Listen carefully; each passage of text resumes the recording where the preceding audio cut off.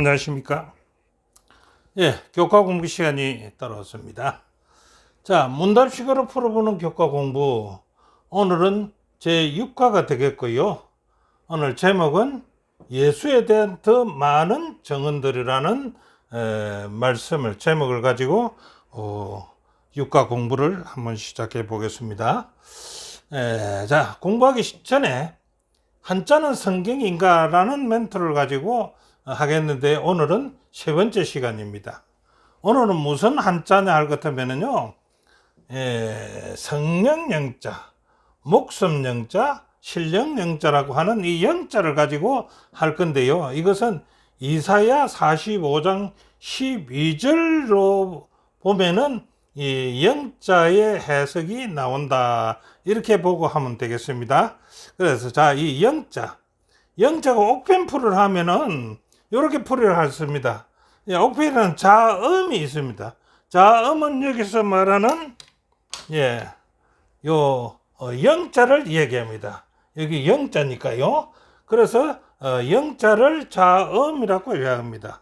그 다음에 뜻풀이가 있는데요. 두 번째는요, 뜻풀이는 신령, 신령이라는 이것을 뜻입니다. 또 목숨, 이것이 목숨이 뜻입니다.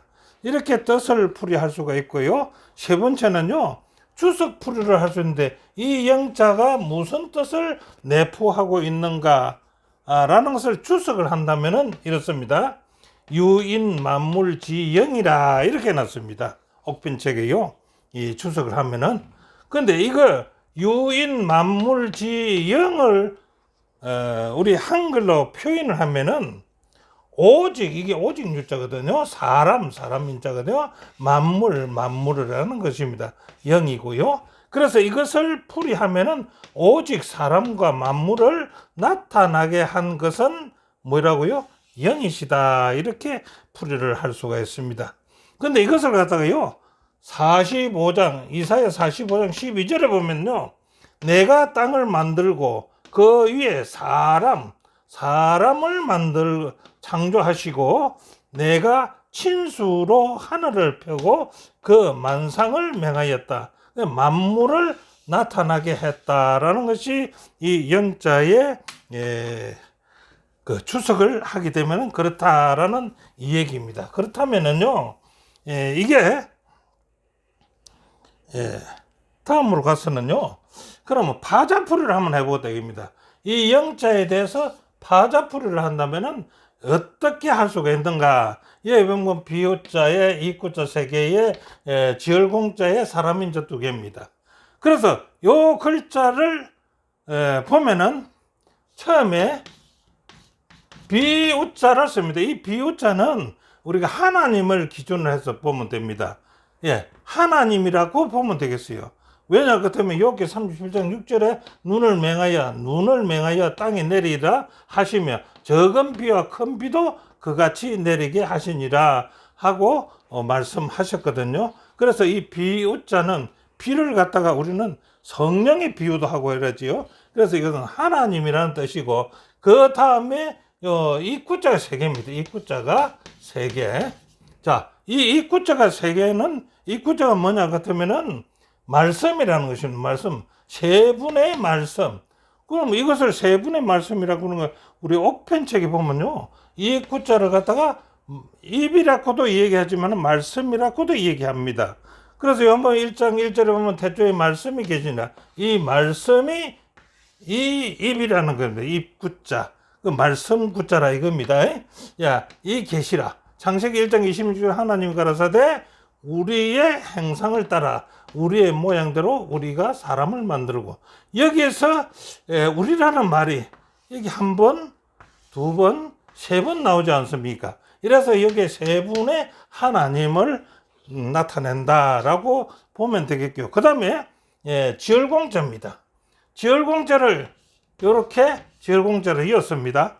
지얼공자는 뭡니까? 뭘 만들었다는 거죠. 뭘 만들었다고요? 여기서 보면 창세기 1장 26절에 우리가 사람을 만들고 했다.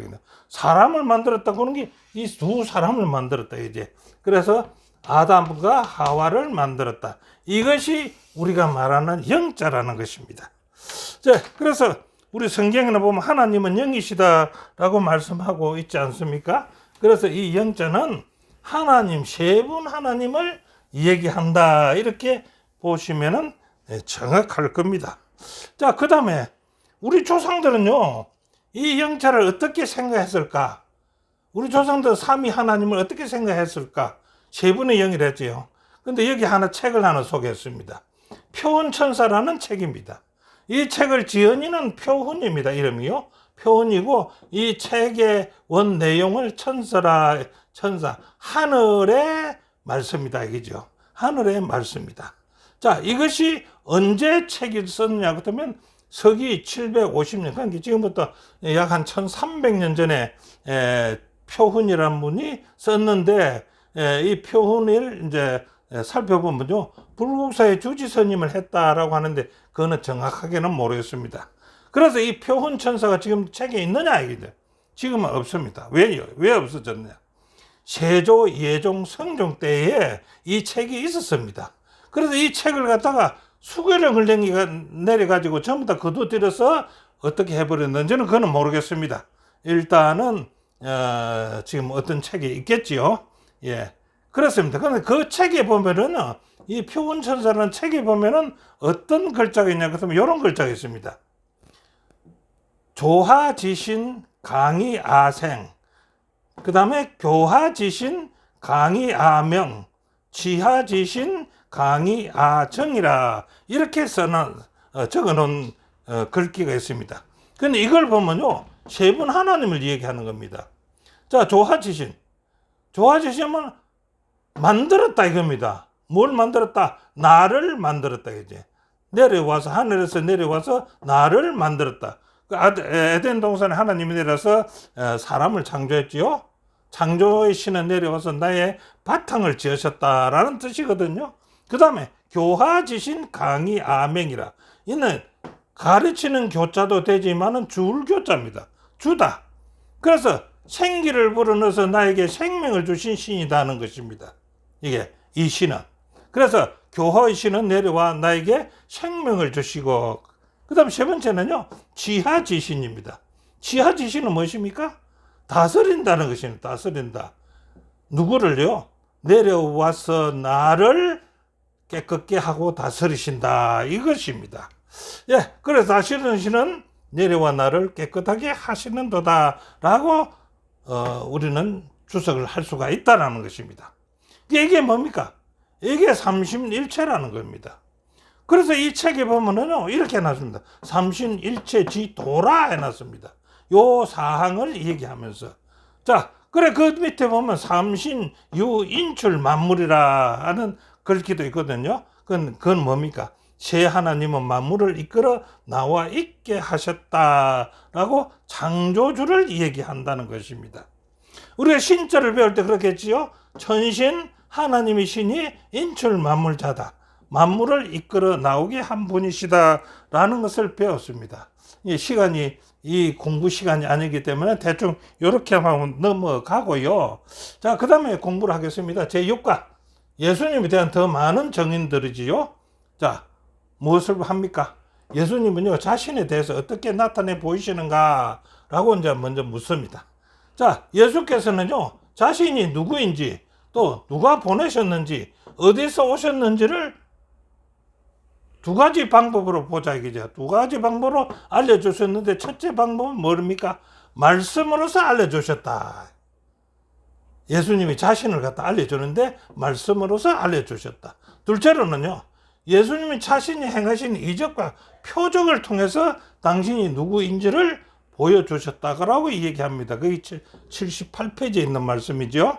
자, 그렇다면요, 말씀과 표적으로 자신을 나타내 보이신 예수님을 본 사람들은 그를 어떻게 평가했는가라고 한번 물어본다면은 요한복음 7장 31절에요. 예수님을 지켜본 자들은요, 뭐라고 합니까? 그리스도께서 오실지라도 그 행하실 표적이 이 사람이 행한 것보다 더 많으랴 라고 그리스도임을 증언하는 것입니다. 예수님을 지켜본 사람들이 만약 이분이 그 예수가 그리스도가 아니라면, 그리스도가 온다고 할지라도 이 예수님만한 이적을 행할 것이냐? 그렇지 않다라는 것입니다. 그래서 이분 예수라는 분은 그리스도임이 분명하다라고 정언을 하는 겁니다. 자, 그러나 어떤 이들은요, 예수가 그리스도임을 부인하는 무리도 있었지 않습니까?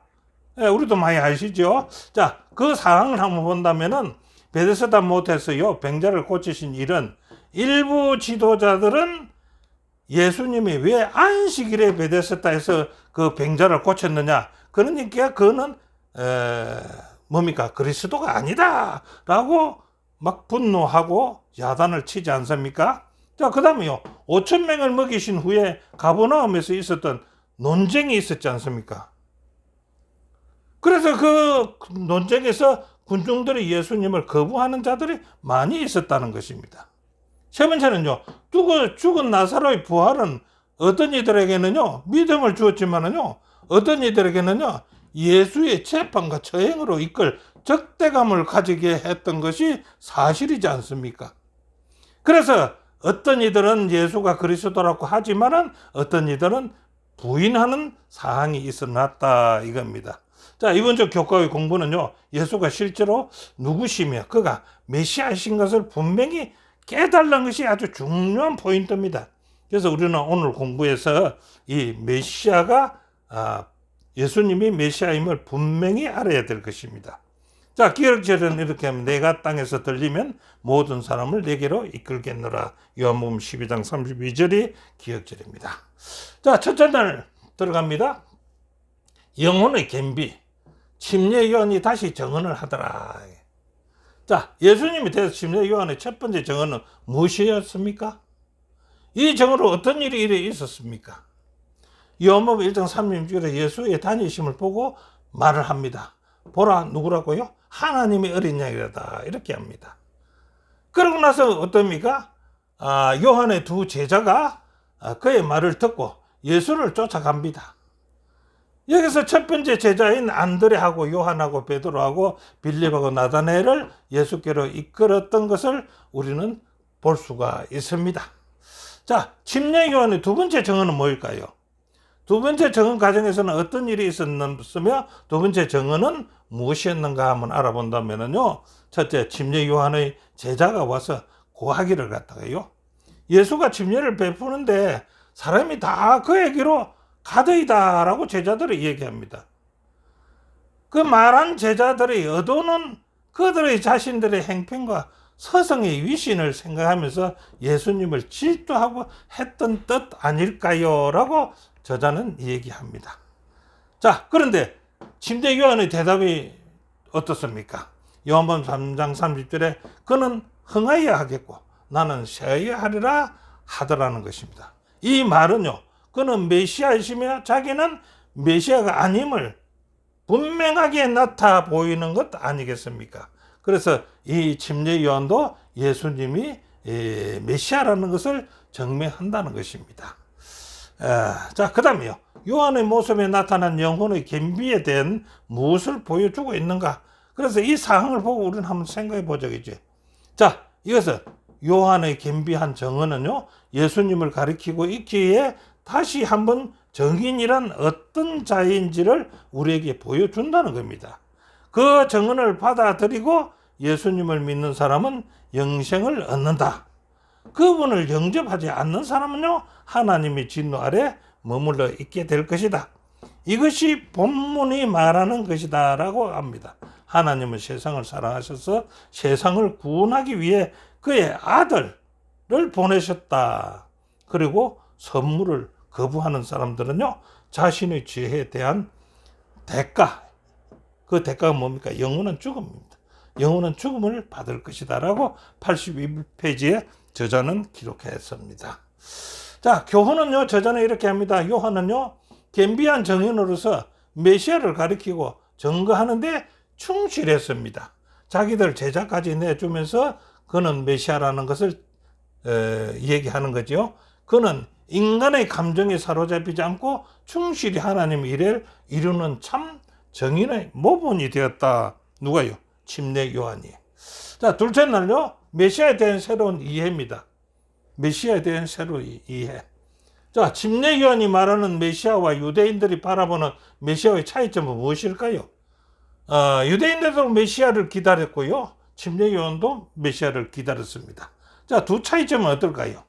유대인들이 고대하는 메시아는 어떤 메시아입니까? 유대인들은요, 로마의 통치에서 그들을 구해줄 메시아를 기다렸다는 것입니다. 오랫동안 억압을 받아온 유대인들은요, 메시아가 로마를 무너뜨릴 뿐만 아니라 그들을 위대하고 강력한 나라로 재건해 줄 것이라고 믿고 기다렸다는 것입니다. 그러나 요한이 본 메시아는 어떤 메시아입니까? 침례 요한이 증언하는 메시아는요, 세상 죄를 지고 가는 메시아, 하나님의 어린 양 메시아이라는 것은 하나님의 어린 양이라는 것은 제사 제도에 속한 예수님의 속죄 희생양으로 인류 구원의 메시아를 직접적으로 소개하는 거 아니겠습니까? 예. 그래서 침례 요한이 말할 때 하나님의 어린 양이라는 이 말은, 어린 양은 어디에 씁니까? 제사에 씁니다. 유대 제도에서는요, 제사에 쓰는 제물입니다. 예수님은, 침례 요한이 메시아라는 것은 이 세상 죄를 지고 가는 하나님의 어린 양이라는 겁니다. 일반 성소에서 지내는 제사가 아니라 세상의 모든 죄를 지고 가는 하나님의 어린 양이라고 소개를 했습니다. 그래서 우리는 새로운 메시아를 이해를 해야 됩니다. 자, 메시아에 대한 요한의 또 다른 증거의 계시는 무엇일까요? 요한복음 1장 33절, 34절에 나도 그를 알지 못하였으나 나를 보내어 물로 침례를 주라 하신 그 이가 나에게 말씀하시되 성령이 내려서 누구 위에든지 머무르는 것을 보고 들은 그가 곧 성령으로 침례를 베푸는 이인 줄 알라 하셨기에 내가 보고 그가 하나님의 진짜 아들이심을 증언하노라 라고 말했습니다. 이것은 하나님께서요, 침례 요한에게 예수님이 메시아라는 사실을 계시하였으면 우리가 알 수가 있지 않습니까? 자, 메시아의 하시는 일은 무엇일까요? 그러면 그 분은 정치적, 군사적 지도자로 오시는 것이 아니었습니다. 세상의 죄를 위해 희생 제물로 자신을 드리러 오셨던 것입니다. 그것이 그분이 하실 일이었고요. 그 일이 마치고 모든 것이 끝난 후에야 비로소 하나님의 나라에 임할 것이다 라고 다니엘서 7장 18절로 보면 되겠고 82페이지에 기록이 되어 있습니다. 자, 구원은요, 세상의 철학이나요, 과학이나 고등 학문을 통해서 알 수 있는 것이 아닙니다. 많은 사람들이 학문이나 철학으로서, 과학으로서 구원을 얘기하는데 그건 아니라는 것입니다. 오직 예수께 믿음과 순종으로 들어진 마음에 하나님께서 역사하시는 것이 구원이 이루는 것입니다. 자, 교훈은 이렇게 말합니다. 침례 요한은요, 메시아의 속죄 희생을 말했지만 사람들은 이해하지 못했다는 것입니다. 사도 요한은요, 그분이 예언을 성취하시며 의의 나라를 세우시는 것을 보여주기 원했던 것입니다. 자, 셋째 날요, 한우와 거절입니다. 예, 어디서든지 한우와 거절은 있을 수 있습니다. 예수님의 공생에 있어서 어느 때 군중들은 예수님을 한우했는가? 요한 6장 10절에서요, 5,000명을 먹이실 때 군중들은 어떻게 했습니까? 한우했습니다. 예수님을 왕으로 모시려고, 왕으로 삼으려고 애를 썼습니다. 또 그 다음에요, 베데스다 연못에서 병자를 고치신 일과 죽은 나사로의 부활은 어떤 이들에게는 뭡니까? 굉장한 한우였지만은 다른 이들에게는 예수를 거절하고 적대감을 가지게 된 것도 사실입니다.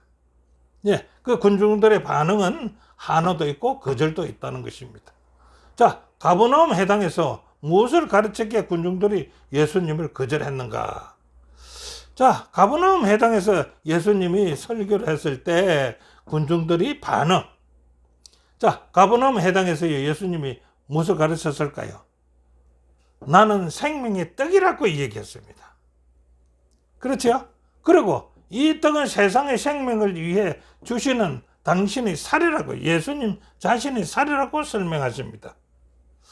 자, 이 말을 들은 세상의 왕이 되기를 기대했던 군중들은요, 이 말을 듣고 예수님의 말씀에 실망을 했습니다. 내가 떠는 죽이니 떡이니 생물 위해 주시는 당신은 살인지 했을 때 실망하고 거절하기 시작했다는 것입니다. 이때가 그들이 예수님을 메시아로 받아들일 수 있는 철호의 기회를 그들은 거절하고 말았습니다. 이때 군중과 그분의 제자 중 많은 사람들이 어떻게 했습니까? 거절하고 주님을 떠났습니다.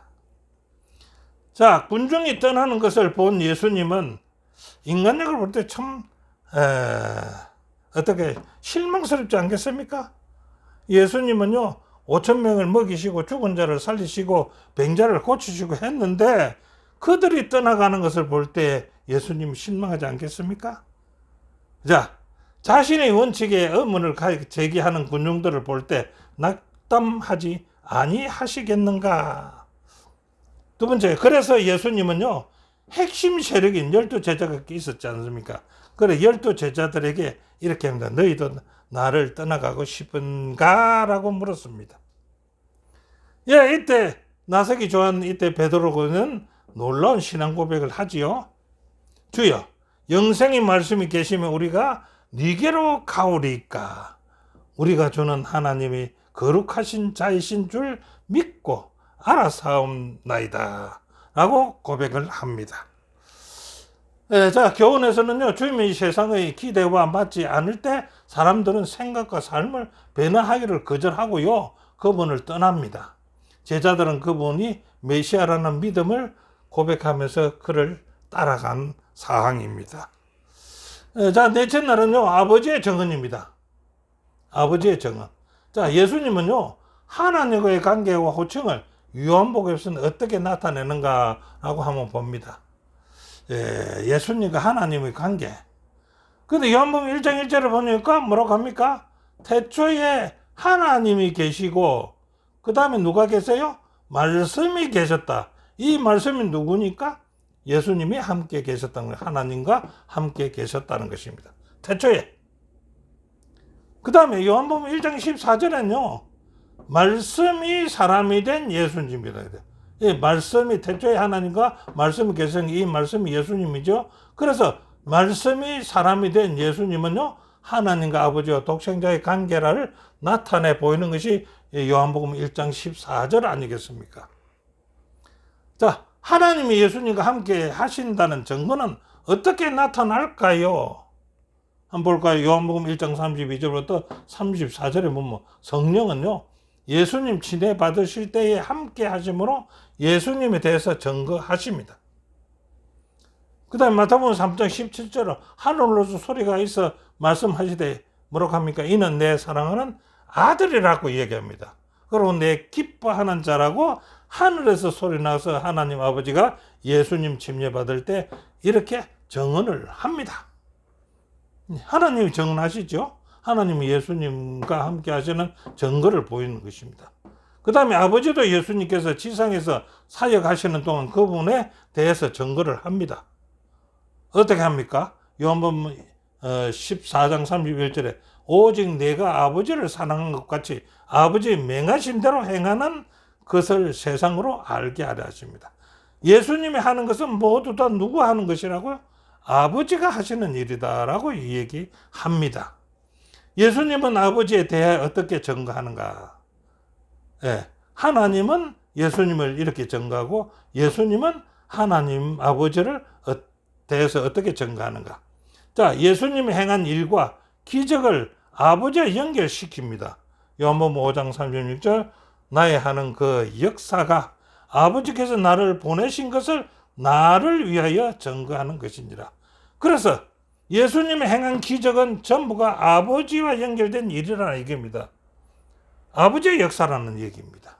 자, 두 번째는요. 예수님께서 자기를 보내신 이가 하나님이시라고 증언한다.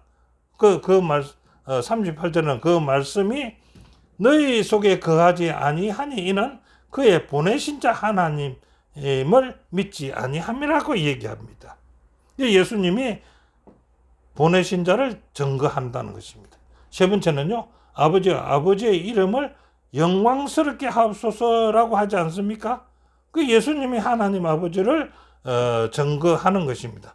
요한복음 12장 28절에 있는 말씀이고, 예수님의 말씀이요, 하나님이 응답, 내가 이미 영광스럽게 하였고 또 영광스럽게 하리라라고 하나님도 응답하시는 것입니다.